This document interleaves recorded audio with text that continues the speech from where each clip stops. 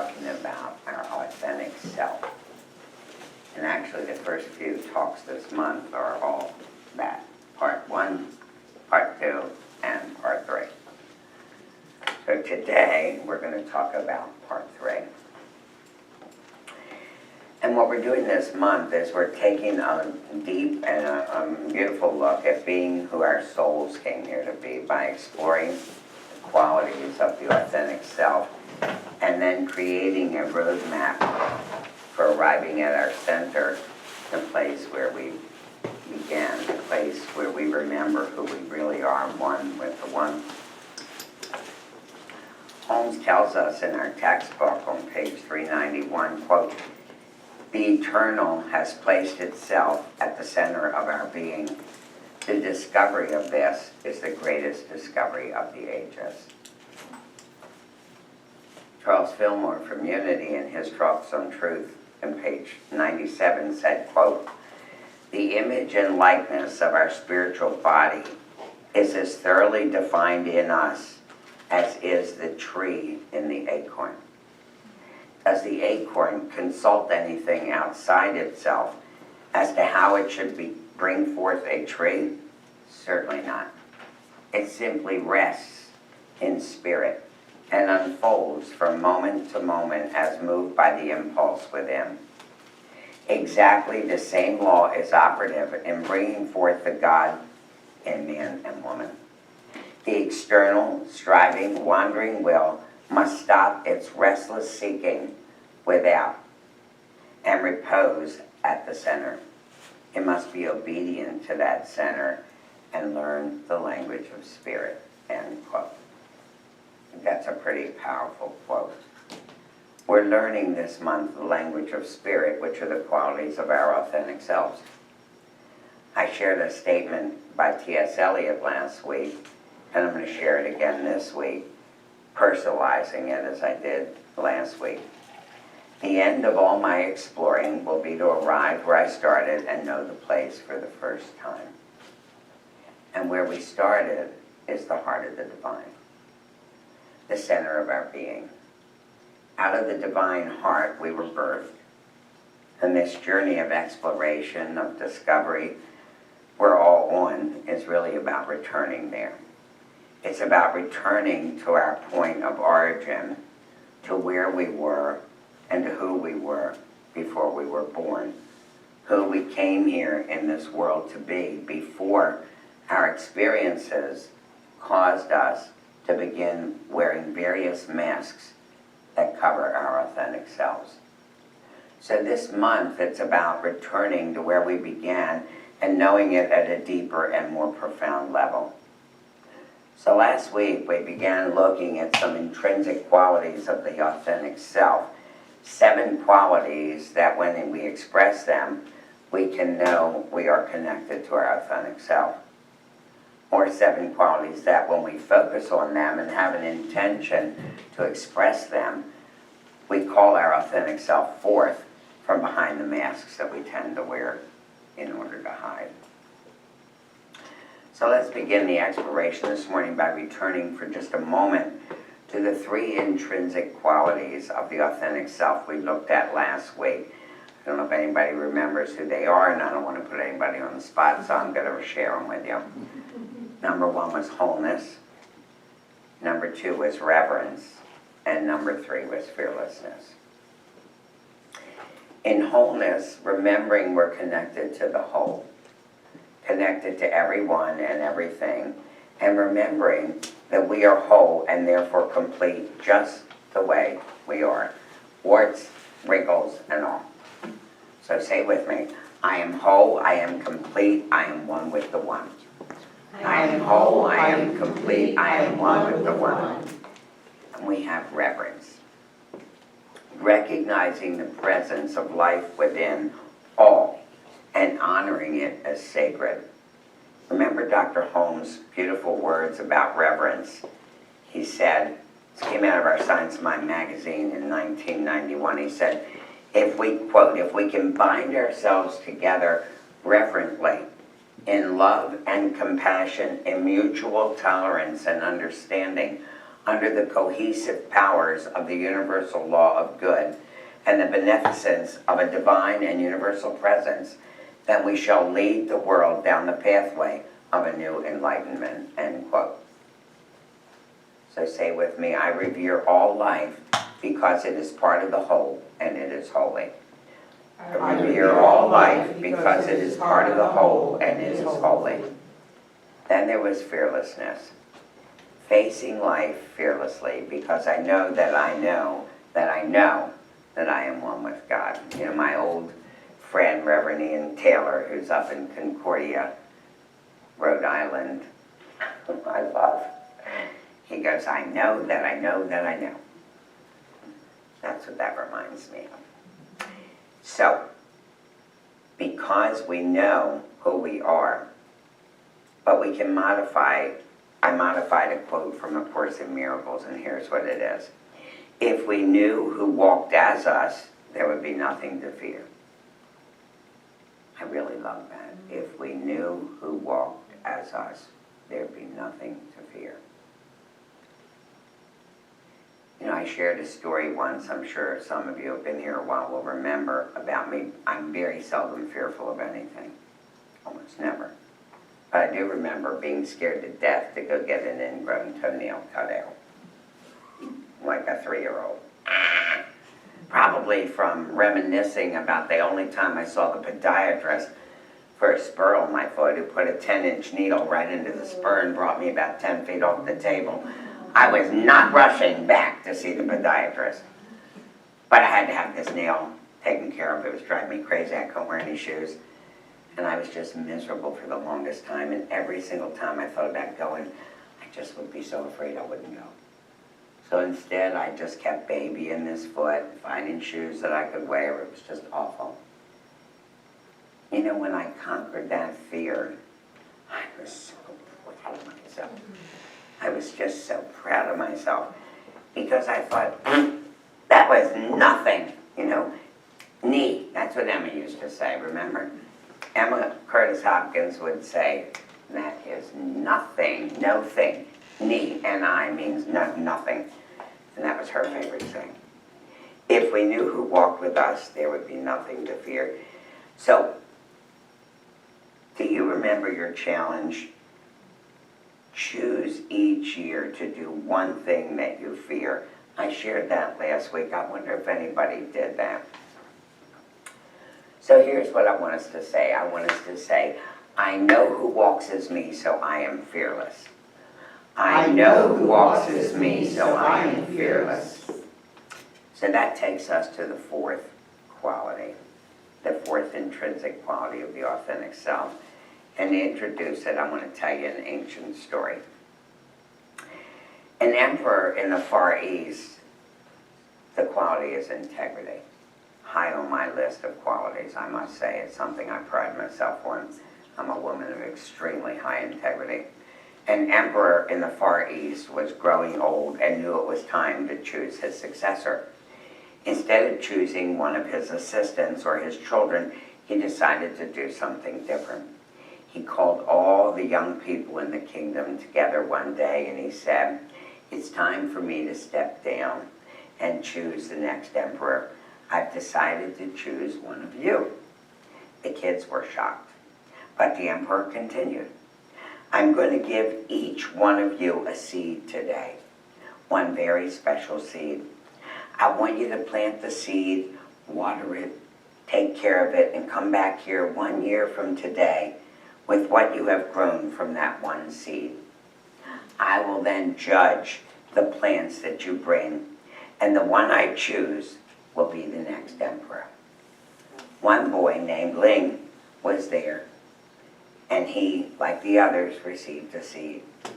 He went home, and he excitedly told his mother the story. She helped him get a pot and planting soil, and he planted the seed and watered it carefully.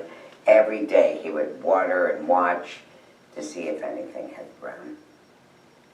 After about 3 weeks, some of the other youth began to talk about their seeds and the plants that were beginning to grow, and Ling kept caring for his, but nothing was growing.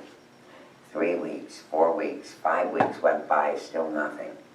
By now, others were talking about their plants, but Ling didn't have a plan, and he felt like a failure.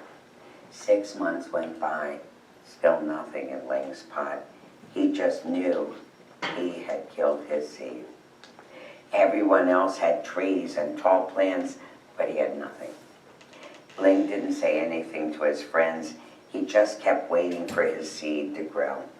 Eventually, a year went by, and the appointed day arrived for all the youth of the kingdom to bring their plants to the emperor for inspection. Ling told his mother he wasn't going to take the empty pot.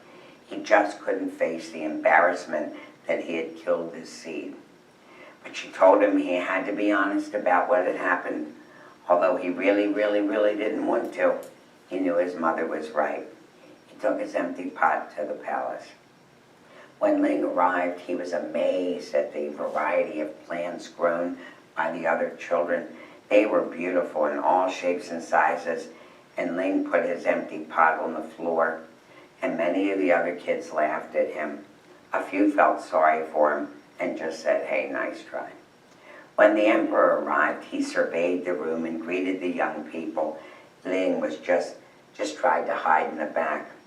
"My, what great plants and trees and flowers you have grown," said the emperor. "Today, one of you will be appointed the next emperor." All of a sudden, the emperor spotted Ling at the back of the room with his empty pot. He ordered his guards to bring him to the front. Ling was terrified. "The emperor knows I'm a failure.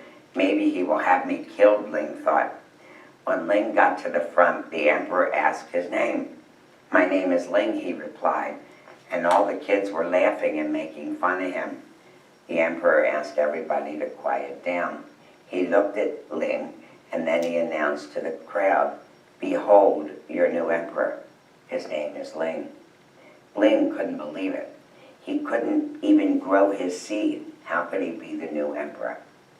Then the emperor said, "1 year ago today, I gave everyone here a seed.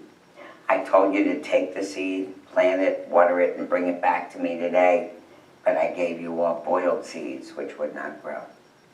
All of you, except Ling, have brought me trees and plants and flowers.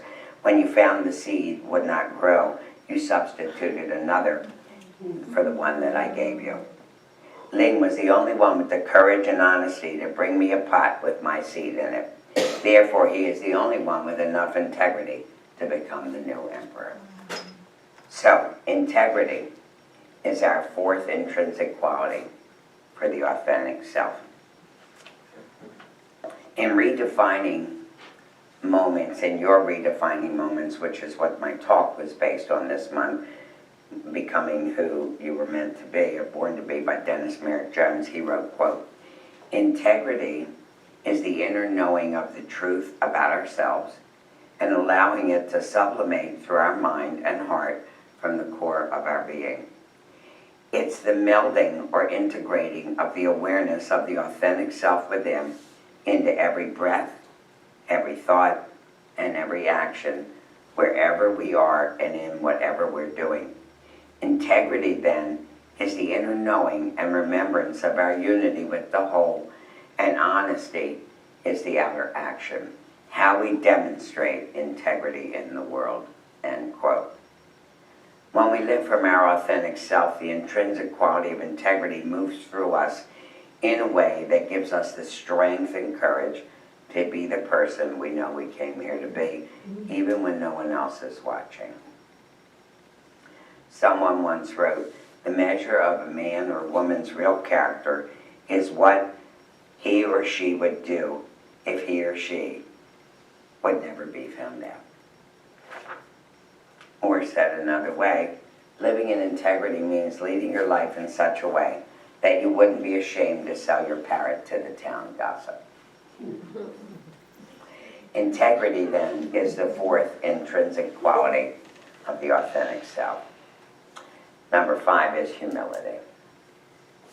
St. Augustine once said, "Do you wish to rise? Begin by descending. You plan a tower that will pierce the clouds. lay first the foundation of humility, end quote. Humility is a complex word because it can mean different things to different people. Traditionally, it's defined as the act of being modest and respectful. It is also synonymous with being humble or meek. In Jesus' Sermon on the Mount, we are given a promise about living from humility or meekness, aren't we? What did he say? He said, "Blessed are the meek, for they shall inherit the earth." But what we don't probably know is that the word meek in the Aramaic translation means teachable, open, receptive. So humility, the sixth quality of the authentic self, and at least one way of looking at it, means being open to seeing different viewpoints, receptive to new understandings, not stuck in what our perceptions or interpretations of things are. So here's a little humility test to see how open or not we are with our perceptions and interpretations. Listen to the following personal ad that appeared in the Atlanta Journal. You'll love it. Single black female seeks male companionship. Ethnicity not important. I am a very good-looking girl who loves to play. I love long walks in the woods, riding in a pickup truck, hunting, camping, and fishing trips, and cozy winter nights lying by the fire. Lovingly prepared dinners will have me eating out of your hand. I'll be at the front door when you get home, dressed in what nature gave me. Kiss me and I'm all yours. Call blah, blah, blah, blah, blah, and ask for Daisy. So what is the ad for? Well, if you're thinking what I think you're probably thinking, you would just be as incorrect as more than 150 men who called the number and found themselves speaking to the Humane Society about 8-week-old black Labrador Retriever Daisy. Or were you really open to a broader interpretation of the ad? Ernest Holmes in Science of Mind textbook on page 368 writes, quote, "The divine presence does not force itself upon anyone. He stands at the door and knocks. We must open if we are to receive." So be open in humility. Open to new ideas, open to new possibilities, open to new ways of being, open to new beliefs, open to others who, with no need to be validated or approved or loved or feared, just open and receptive to life. Humility is another natural state of being when we live from the awareness of our oneness with Spirit. Next is equanimity. That's a great word. And what the heck does it mean? Well, according to the dictionary, it means evenness of mind, especially under stress. Spiritually, it is a balanced and even state of mind with your soul. It means being anchored in a state of mindfulness that is not disturbed with our human emotions, either negative or affirmative. There's a story of a king who did not have much equanimity. He seemed to be easily tossed about by life. He got very upset when things went wrong. He got all puffed up and filled with himself when things went well. And he didn't like that either. He knew that to be an effective king, he needed more equanimity. So he called all the wise men and his sages in and gave them a commandment. I need you to craft for me a saying, something short that I can have inscribed on the inside of my ring that will give me comfort in times of trouble and perspective in times of plenty. Off the sages and the wise men went and worked and argued and disagreed. But finally, they came up with a saying and presented it to the king, inscribed in his ring. And it said, "This too shall pass." In his book, Dennis Meyer Jones writes, quote, "To live with equanimity means we're perceiving whatever is the moment through the neutral eyes of the silent witness. Just as the morning sun shines on all beings equally, because it is incapable of judging some of us more worthy of sunlight than others, the same is true of the authentic self. It finds neither favor nor disfavor with what is happening in the moment. Equanimity allows us to become the discerning observer of life and practice mindfulness of being in a manner that fully integrates the remembrance of wholeness as a state of being that is available to us at the center, not a condition on the surface of life. And that takes us to the seventh and final intrinsic quality of the authentic life, which is, well, sorry folks, you're going to have to wait until next week to find out. So, for now, leading our lives in such a way, integrity, that we wouldn't be ashamed to sell our power to the town gossip. Humility, being open to seeing different viewpoints, receptive to new understandings, not stuck in what our perceptions or interpretations of things are. Equanimity, having a balanced and even state of mind and not being whipped about by human emotions, either negative or affirmative. And I want to go over these statements this morning we're going to say together. So the first one is, today my outer actions reflect my inner wholeness. Today my outer actions reflect my inner wholeness. Number two is, in humility I am open and receptive to life. In humility I am open and receptive to life. And the third one is, I face all of life's conditions with ease and grace. I face all of life's conditions with ease and grace. So that's my talk today. And I think our choir had one more song they wanted to sing, right?